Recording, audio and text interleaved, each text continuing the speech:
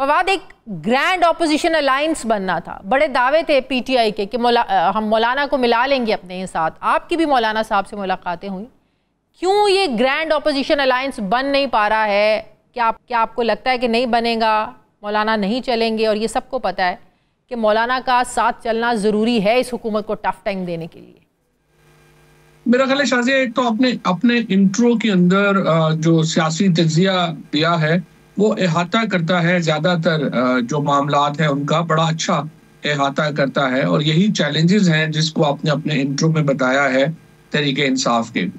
और ना इस वक्त तहरीके इंसाफ तो समझिए कि बंदर के हाथ में माचिस आई हुई है, ना वो अपनी तबाही भी कर रहा है, वो हमें भी कुछ नहीं करने दे रहे, और इमरान खान जो है वो सफर कर रहे हैं। और सबसे बड़ा अलमिया ये है कि हम खान साहब को आज 600 दिन से ऊपर हो गए हैं और उनको जेल से बाहर नहीं ला पाए। अली अमीन गंडापुर साहब से मैंने ये कई दफा ये बात कही, मैंने कहा देखे, लोगों ने आपको कोई अस्पताल, सड़कें ठीक करने के लिए, स्कूल के लिए आपकी कारकर्दगी जज नहीं होगी, या जिस तरह अभी आपने अपना व्हाइट पेपर दिया है उससे आपकी कारकर्दगी जज नहीं होगी।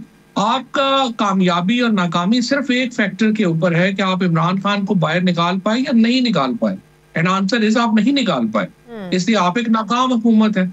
दूसरी तरफ देखिए, जो इस वक्त जो जिस तरह आपने जो सवाल पूछा, फजलुर रहमान साहब 101% अपोजिशन के साथ रहना चाहते हैं, वो पीटीआई के साथ मिलके अपोजिशन करना चाहते हैं, लेकिन देखिए इतनी नॉन सीरियस टीम के साथ, इतने अंडर 19 प्लेयर्स के साथ कौन सीरियस लोग जो हैं वो उनके साथ खेलना चाहेंगे? आप देखिए, जो सलमान राजा हो गए या रऊफ हसन हो गए या गौहर हो गए और बाकी लोग हो गए, पीटीआई का एक अलमिया तो यह है कि जो केपी पीटीआई है वो आपस में दस्तो गिरेबां है, और वही असद कैसर जैसे, शिबली फराज जैसे लोग भी तो मौजूद हैं ना फवाद। शिबली फराज तो ज़हनी तौर के ऊपर अब स्टेबल नहीं रहा, उसे तो सूरजमंद सियासत से रिटायर हो जाना चाहिए और अपना चेकअप वगैरह कराना चाहिए, और शिबली फराज तो मेंटली दुरुस्त नहीं रहा। असल में असद कैसर साहब जो है वो तो बाहर है। मेरी तो सच्ची बात यह है कि खान साहब से दरख्वास्त ये थी कि आप डॉक्टर आरिफ अलवी, असद कैसर और शाह महमूद कुरैशी साहब के ऊपर मबनी एक कमेटी बनाए जो कि ये अलायंस के मामलात और उनको देखे।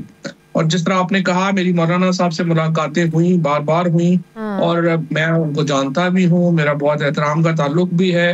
वो लेकिन आप देखें ना, अगर चीफ जस्टिस लेटर लिखता है और आपके सारे वकील सिर्फ अपनी हाजिरी लगाने के लिए वो फौरन वहां पहुंच जाते हैं और आप जमीयत को पूछते ही नहीं हैं, आप जो ज्वाइंट कमेटी में जाने का फैसला है वो भी आप खुद ही कर लेते हैं, आप पीपल्स पार्टी और नून लीग से मुज़ाकरात का फैसला भी खुद ही कर लेते हैं और किसी इत्तेहादी को एतमाद में नहीं लेते, तो मुझे आप बताइए कौन आप पे एतबार करेगा? और इन्हीं की बचगाना हरकतों की वजह से ही ये अलायंस जो है वो आगे नहीं बढ़ पाया। तो ये तो इस मौलाना के बगैर इनके एहतजाज की क्या वक़्त होगी, क्या वैल्यू होगी? अभी आपने जुनैद अकबर को सुना, मंडे से कहते हैं पट्टियां बांध ले और बताएं लोगों को कि हमारे साथ गलत हुआ है। जुनैद साहब, जुनैद जो है वो बिल्कुल मेरे भाइयों की तरह है, बड़े दलेर आदमी है, बड़े लॉयलिस्ट हैं इमरान खान साहब के। लेकिन देखें ना, इससे पहले उन्होंने संगजानी का जलसा किया था ना, और तमाम तर हुकूमत होने के बावजूद, वसाइल होने के बावजूद कोई इम्पैक्ट उसका नहीं आया। हाँ। अब ये तो तय है ना कि जब पीटीआई अगर अपनी रवायती एहतजाजी सियासत को जारी रखेगी तो इम्पैक्ट नहीं आएगा। इसके लिए एक हांडी है ये मूवमेंट, इसमें सारे मसाले जब तक पूरे नहीं होंगे आपकी हांडी अच्छी नहीं बन सकती। और सच्ची बात यह है कि मौलाना फजलुर रहमान के बगैर इस वक्त स्ट्रीट पावर जो है वो पीटीआई की जरूर है, लेकिन जो एक जिसको वो कहते हैं ना कि सड़क को गर्म करने की जो सलाहियत है वो पीटीआई में पता ये चला है कि उस तरह की नहीं है। वो हांडी सियासतदानों के मसालों से जबरदस्त बनेगी या वकीलों के मसाले से? देखिए, तीन ही कुव्वतें हैं जिनके पास स्ट्रीट पावर है। मौलाना फजलुर रहमान है, वकला है और पाकिस्तान तहरीक इंसाफ है। तीन ही ताकतें हैं, और जब तक ये तीनों इकट्ठे नहीं होते गवर्नमेंट को उस तरह का बड़ा चैलेंज जो है वो मिल नहीं सकता। अगर दो भी इकट्ठे हो जाए तो भी गवर्नमेंट कमजोर है बहुत ज्यादा। देखे ना, आप अगर गौर करें तो हुकूमत छोटी बातों के ऊपर भी पैनिक कर जाती है, क्वर्जन पे आ जाती है, पर्चों पे आ जाती है, पीका लॉ लगा दो, ये कर दो, वो कर दो, क्योंकि उनको खौफ है ना अंदर से। तो एक खौफ ज़दा हुकूमत को आपको बैक फुट पर डालने को मुश्किल नहीं होनी चाहिए, लेकिन फवाद एक चीज समझे ना और समझाएं भी कि किस हुकूमत के खिलाफ आप लोग एहतजाज करें, जो बकौल आप लोगों के जिनके पास इख्तियार नहीं है उनको ला के बिठाया गया। इवन के नून लीग के अपने लोग कहते थे हाँ जिन्होंने ला के बिठाया वो चला भी लेंगे। तो मतलब कि एहतजाज होना किसके खिलाफ है? उनके खिलाफ जिनके पास इख्तियार ही नहीं है, और या उनके खिलाफ जिनके पास ताकत है सारी? शाज़िया अल्टीमेटली मुज़ाकरात ही होने होते हैं, अल्टीमेटली बातचीत ही होनी है। आप ये चाहते हैं बुनियादी तौर के ऊपर कि आपसे जो एस्टैब्लिशमेंट है और हुकूमत है वो मेज पे बैठे और मुज़ाकरात करे। अब सवाल ये है कि वो अगर वो समझते हैं कि हम उस वक्त तक क्यों मुज़ाकरात करें जब तक हमें कोई मजबूरी नहीं है। अब आप उनकी मजबूरी बनाने के लिए आप जो है वो आप एहतजाज करते हैं। ये अनफॉर्चुनेट होता है कई दफा कि एहतजाज जो है वो हाथ से निकल जाए। असूली तौर के ऊपर हुकूमत में इतनी अकल होनी चाहिए कि वो इससे पहले ही बातचीत करें, लेकिन अब तक के मामला से हमें लगा है कि नहीं, वो तो बड़े स्टबन है और वो तो चाहते हैं कि जब तक मामला आखिर तक नहीं पहुंच जाएगा हम मुज़ाकरात नहीं करेंगे। तो अब आपने उसके मुताबिक स्ट्रेटजी बनानी है ना, अपने मुखालिफ के मुताबिक। उसके लिए आपने तो उसमें आप कह रहे हैं कि गंडापुर साहब नाकाम हुए हैं। जाहिर है ऐसा तो नहीं है कि मुज़ाकरात हुए ही नहीं या एस्टेब्लिशमेंट से राब्ते रहे नहीं, बिल्कुल हुए, बिल्कुल बातचीत हुई, अलल ऐलान ये लोग बात करते थे।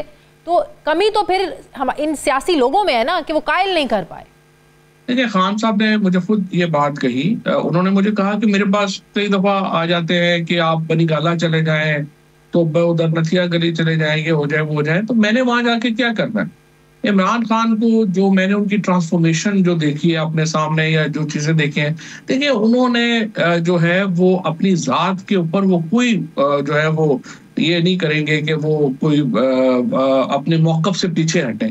जितना मैं खान साहब को जानता हूँ, जितना मैं समझता हूँ, वो अपनी जात के लिए कुछ नहीं करेंगे। लेकिन मसला यहाँ पे ये आ रहा है कि जो आपने माहौल क्रिएट करना है, चीजें करनी, जिस तरह अली अमीन का और केपी गवर्नमेंट का तो मैंने आपको बता दिया ना कि मेरी नजर में एक ही कामयाबी है, आप इमरान खान को ले आते बाहर, आप कामयाब थे, आप नहीं ला सके, अपना काम है और तो कोई क्राइटेरिया ही नहीं ना। और यही टू बी फेयर विद जो केपी की लीडरशिप है या पंजाब की लीडरशिप है, उनका भी यही क्राइटेरिया, और तो कोई क्राइटेरिया नहीं। कल मुशाहिद साहब मेरे प्रोग्राम में थे, मुशाहिद हुसैन सैयद साहब, वो कह रहे थे कि ये पाकिस्तान की तारीख रही है। बीबी के लिए भी अमेरिका ने डील कराई, अमेरिका के कहने पे हुआ। 2000 में नवाज शरीफ साहब को यहाँ से भेजा, किसने डील करवाई? बिल क्लिंटन साहब ने, अमेरिका ने। वो कह रहे थे इस बार भी ऐसा ही होना है, बल्कि हो रहा है। वो जो कहते हैं मुज़ाकरात की गेम चली है, उधर के कहने से ही चली। जो हालात में थोड़ी बेहतरी आई है उधर की वजह से ही आई। उन्होंने वसूख से ये बात कही, आपको पता है वो खबर ही देते हैं हमेशा कि बजट के बाद इमरान खान बाहर होंगे। अब उसकी शक्ल क्या होगी? डील की शक्ल में बाहर आते हैं या अदालतों से रिलीफ के जरिए, लेकिन वो कह रहे थे कि बजट के बाद इमरान खान बाहर होंगे। चलिए अदालतों की तो कोई अहमियत हैसियत रह नहीं गई ना, वो तो ऐसे मजाक ही है। देखिए एंगेजमेंट में अमेरिका का रोल रहा है हमेशा, कोई शुबा नहीं है। सऊदी अरेबिया, अमेरिका, चाइना, ये पाकिस्तान में उतनी ही बड़ी रियलिटीज हैं जितनी हमारी अपनी एस्टैब्लिशमेंट रियलिटी है। तो ये तो बिल्कुल ठीक है, मुशाहिद साहब की बात से इनकार नहीं किया जा सकता। लेकिन देखिए अमेरिका को जब जरूरत होती है ये करते हैं तो तभी वो करते हैं ना। पाकिस्तान में भी पहले तो देखिए मेरे लिए पर्सनली इस वक्त ये बड़ी प्रॉब्लमेटिक चीज है कि वहां पे जिस तरह से जो विल्सन एक्ट लाए हैं वो, और उसको इंडियन लॉबी जो है वो तो उनके लिए तो बनंजा हो गया। वो तो लुटियां डाल रहे हैं कि पाकिस्तानी आपस में लड़ रहे हैं और इस तरह की लेजिस्लेशन जो है वो आ रही है। और हम अपनी तो कुछ सोचने को तैयार ही नहीं है। बलूचिस्तान में जो कुछ कर हो रहा है, केपी में जो कुछ हो रहा है, इसमें जाहिर है हम तो नेशनलिस्ट हैं। हमारा तो पाकिस्तान की एक यगानगत, उसकी अहमियत, वो बड़ी अहमियत रखता है। और अनफॉर्चुनेटली मेरे हल्के में बच्चे शहीद हो रहे हैं रोजाना जेलम में। तो हमारे लिए तो ये बड़ा एक पर्सनल लॉस है ना, जिस तरीके से हम आगे जा रहे हैं।